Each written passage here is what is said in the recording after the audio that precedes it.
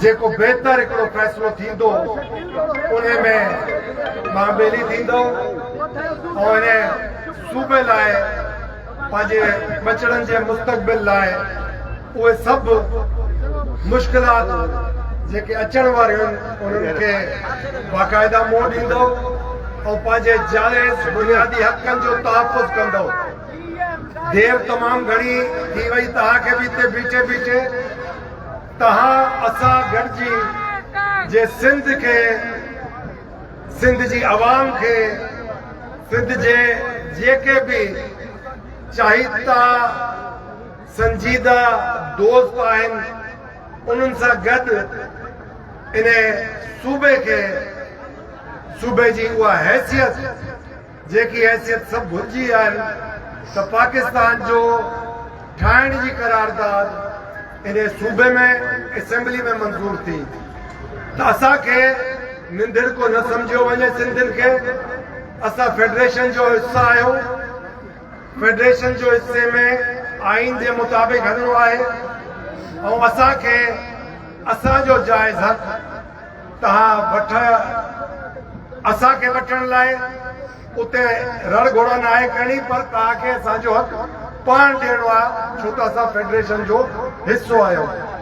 जे न ॾींदव त तव्हां हिते ॿुधो आहे साईं अयाज़ लतीफ़ पलीजे साईं जी बि काफ़ी शाराना हिकिड़ी तकरीर हुई, ज़ैन शाह साईं बि पंहिंजी गुफ़्तगू में उहे सभु शेरो शाइरी त न करे सघिया पर हिकिड़ी जाइज़ ॻाल्हियूं करे विया।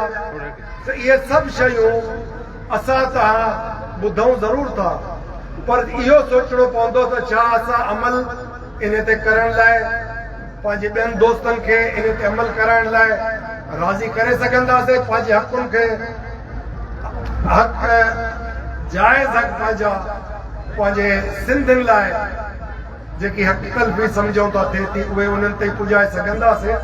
इन ते असांखे सोच वीचार करणो पवंदो। हितां जेको वञे पंहिंजी यूनियन काउंसिल में ॻोठ में अॼोकी इन कार्रवाई जो ऐं इन बेदारी मार्ग जो मक़सदु वञी सम्झाए, छो त कालाबाग डैम लाइ जॾहिं मूवमेंट शुरू थी हुई उनखे 15 साल लॻा हुया उन ओज ते अचण लाइ। हाणे असांखे इहो सोचणो आहे त असां वटि सोशल मीडिया आहे, नौजवान भाइर आहिनि पढ़ियल लिखियल, ऐं जेतिरो जल्दी इन वक़्तु असां हिकिड़ी सुजागी ॾेई था सघूं ॻोठनि में नंढनि शहरनि में उहो वक़्तु घटि लॻंदो। उन में तव्हांजी महिनत खपे, ख़ासि तौर ते जेके दोस्त असांजा सोशल मीडिया जा सोशल वर्कर आहिनि उन्हनि जो किरदारु तमामु ज़रूरी मां सम्झां थो। इन में जे उहे साथ ॾींदा त उनजो तमामु सुठो हिकिड़ो मोट मिलण जो अंदेशो आहे ऐं घटि वक़्त में।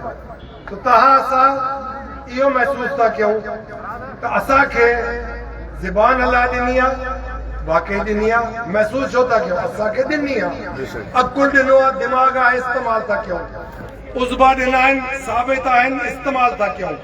सो इहो असांजो सूबो बि असांजे लाइ हुयो, असांजे वॾनि क़ुर्बानी ॾिनी, इन जी हक़ तलफ़ी लाइ तव्हां असां ॿाबेली थींदासीं। तव्हांजे हक़नि जो तहफ़ुज़ असां गॾिजी तव्हां सां ॿाबेली थी तहफ़ुज़ बि वठंदासीं। त ईअं न आहे त असां या तव्हां बेयारो मददगार आहियो। छड़ी हिमत जी गुंजाइश आहे, उहा हिमत अलाह ॾींदो ऐं अलाह ताला में उमेद आहे त का बि अहिड़ी शइ न थींदी जंहिंसां सिंध सूबे खे का तकलीफ़ हुजे या हक़ तलफ़ी थिए।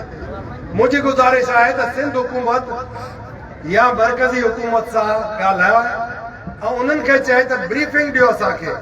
जेके 6 कनाल असांजी सिंध जी अवाम उथी पई आहे उन्हनि खे ब्रीफिंग ॾियो, टॉक शोज़ कयो, अख़बारुनि में तव्हां लेखक ॾियो त कीअं तव्हांजे हक़नि जो तहफ़ुज़ असांजे इन भज जोड़ में थिए थो पियो। इन ते उहो असांखे ब्रीफिंग ॾियनि ऐं जे उन ब्रीफिंग में हिते सिंधी क़ौम मुतमइन थिए थी त ॿाबेली पंहिंजे हिसाब सां वरी थी वेंदासीं, बहितरी थी वेंदी। ऐं जे नथी थिए त वरी आवाज़ बुलंद करण लाइ असां ॿाबेली थींदासीं, पर पंहिंजे हक़नि खे ईअं न छॾींदासीं। इहो ज़हन में सभिनी जे हुजे त उहो वक़्तु ख़ुदा न करे अहिड़ो अचे त तव्हांखे असांखे बाक़ाइदा आवाज़ बुलंद करे ऐं पंहिंजे हक़नि खे तहफ़ुज़ ॾियण लाइ नंढड़नि खे वॾनि खे बुज़ुर्गनि खे जेके बि असांजा दोस्त आहिनि उन्हनि खे ऑन बोर्ड वठिणो आहे ऐं पंहिंजे हक़नि खे हासिल करिणो आहे। त इहे मिलाकड़ा पिया थींदा सिंध में।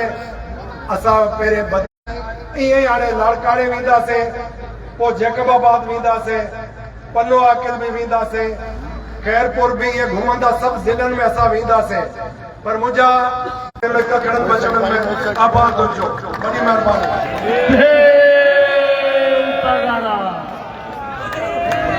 सभी दोस्त जेको आहियो सभिनि जी महिरबानी ऐं सभिनि जो असां मोहतरम न्याज़ अली खान बोलो साहब तरफ़ां या कजतोई साहब तरफ़ां दिल जे गहराइनि सां शुक्र अदा कंदा आहियूं। महिरबानी। माइक बंदि कर, माइक बंदि कर।